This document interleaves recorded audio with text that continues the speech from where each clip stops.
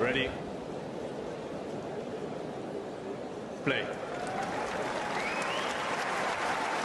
If you have questions, you have questions for the team. You have questions, ask them to the players first, because they have to do a warm-up. If you have finished with the players, then you can ask me something. So, yeah, it's working. Did you understand it? Make me. Yeah, we are ready.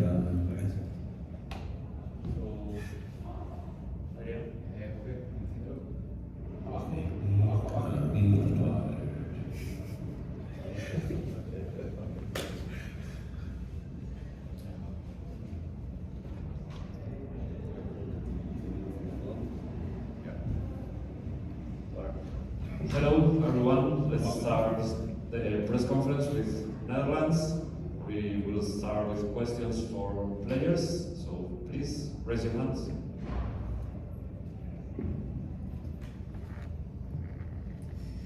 Botic, tell us what it's like to come here and play in a team environment after 11, I guess, a little stressful at times, months individually on tour, albeit that you have a team there.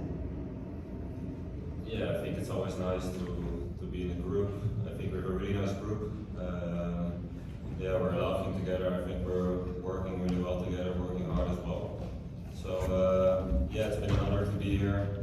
Final 18, so it's always special to play these kind of events. Yeah, and compared to last year, I think I want to do better than last year here. So yeah, I think we're all looking forward to it.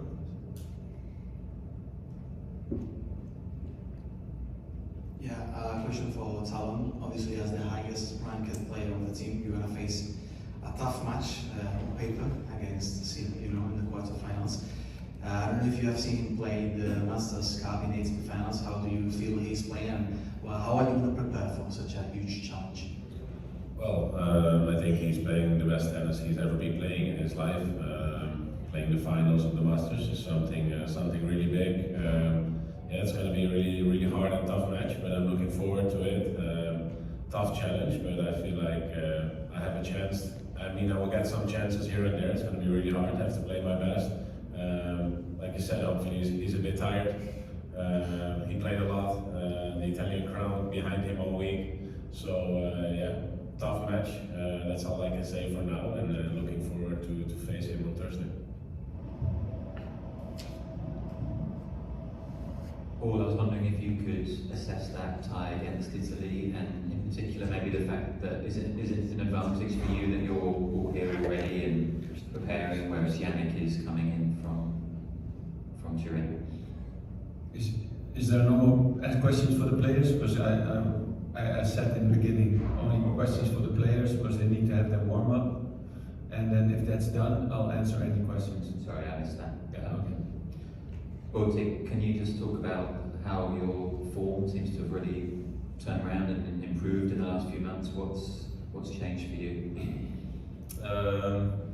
Yeah, it's been a tough year, especially during the summer in Europe. Didn't win a lot of matches, didn't play that well, and yeah, last couple of tournaments, yeah, starting to play better tennis. Yeah, how it changed, I don't know, just keep working, and at some point it's falling your way. So yeah, I'm glad I'm here in good form.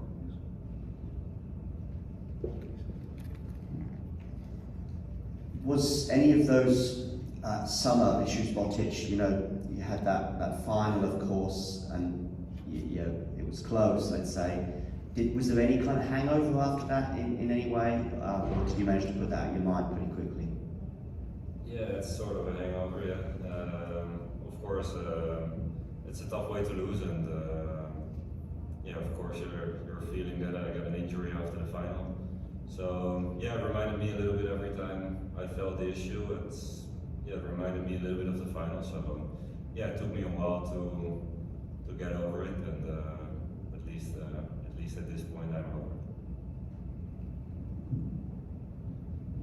Question for Wesley, just as one of the double specialists in the team, I was just wondering about this new format of of Davis Cup. Is it nice that the doubles can be a decider, or is it a bit frustrating that you don't get a guaranteed doubles match like in the past? Like how does that balance out in your head?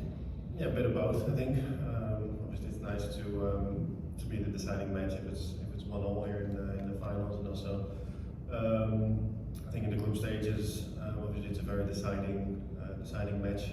Either you win 3-love, or you lose 2-1, or you win 2-1 by winning the last match, like we did a few times in Croatia. And here it can be annoying to not be able to play. I mean, if we're winning 2-love, because of these guys, I'm happy not to play. But last year we lost 2-love after 2 crazy long matches, and then it's a bit of a it's a shitty situation if you're here preparing and you don't get to play. But I'm happy if we win the Davis Cup with only 2-0. So I'm very happy not to play in case these guys are playing amazing tennis. So let's hope for that, actually.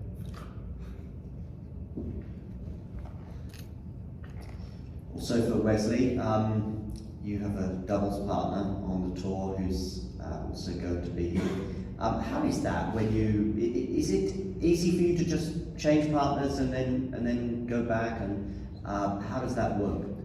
I think so. I mean, we've done it in the past. Everyone does it. Obviously, if you're Davis Cup, there's not many teams out there on ATP level who are playing together with another countryman. I think there's a few German and Croatians always playing together, but I've always played the last 2 years with Neil, and then played the Davis Cup with Matway.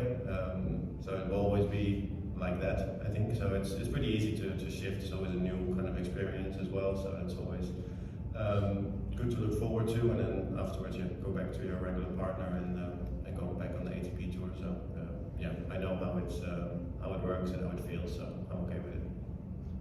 One last question for players.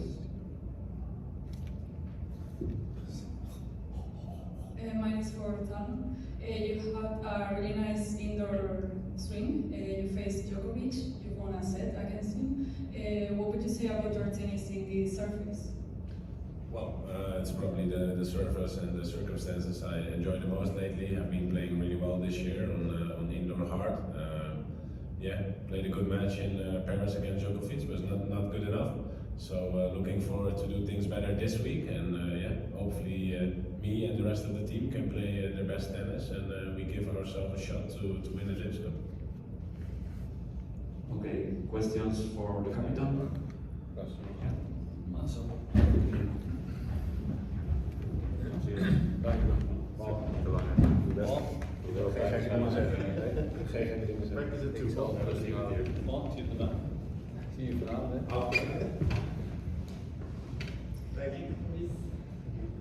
Paul, I think compared to say the Billie Jean King Cup, where there's a group stage in Seville and you can play a little bit with the team maybe, here of course being straight knockout, you've got to win and you've got to prioritise, particularly that situation.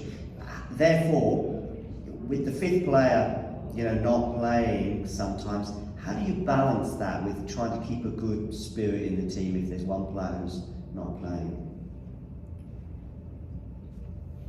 Well, I think that's for us is less difficult, because our fifth player who doesn't play is maybe expecting not to play, and if you have 3 guys all ranked 25, 30, and 32, then and they're all good on hard court, then it's more of an issue. But in this case, it would be a very surprise for most of the people if Brouwer plays the singles. I don't think our opponent will count on that. And so for him, he knows what he wants to do. He needs to prepare as good as possible, just in case he has to play. And he needs to work on what he needs to be ready, just in case he plays. So, but I think that's part of the team competition, and we don't have the luxury of to pick out of 8 guys, and then those 3 are very close to each other, or 4. So I don't have that problem like some other countries, and And I would love to have that problem.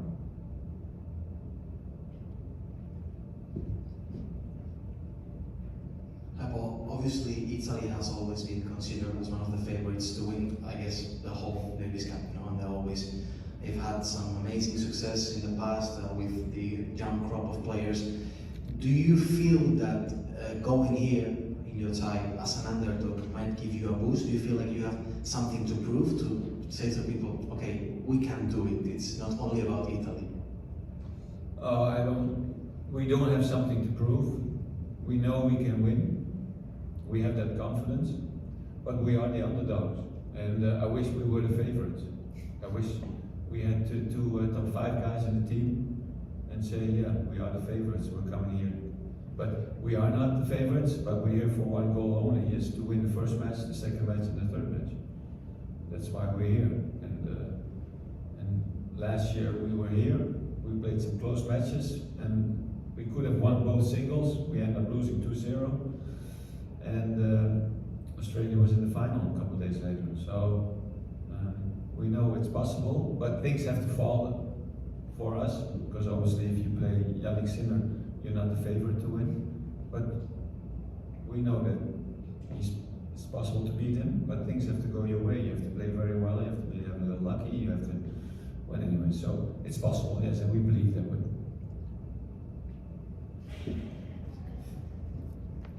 Where there is a disparity either in form or the rankings, does that mean that you then have to think a bit more about the plan? I mean, I guess Jannik's plan is just to play his normal game and assume that that will be enough for him to win. But when you're the underdog, does that mean you have to think a little bit more, we've got to do something different, rather than just play the natural game?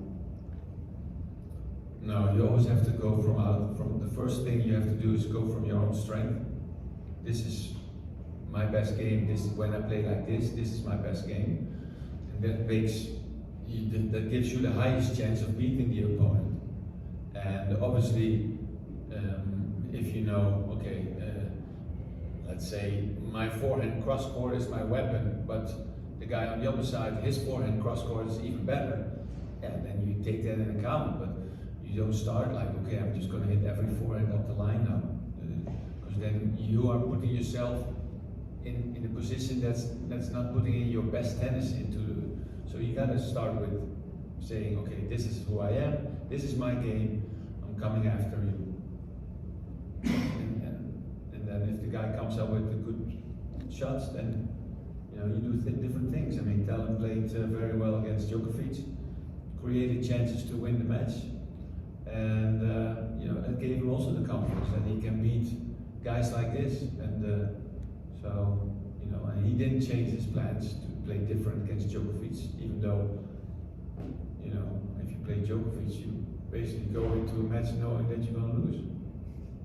So, I mean, he has lost like 3 or 4 matches this year, out of the 50 he played. So, still you got to start by playing your own game first. Any other question? No? Thank you. Thank you to everyone. Thanks, Paul. Thank you. Thank you. If you enjoyed this video, make sure you hit that like button. Don't forget to subscribe and click that notification bell so you don't miss out on all things tennis.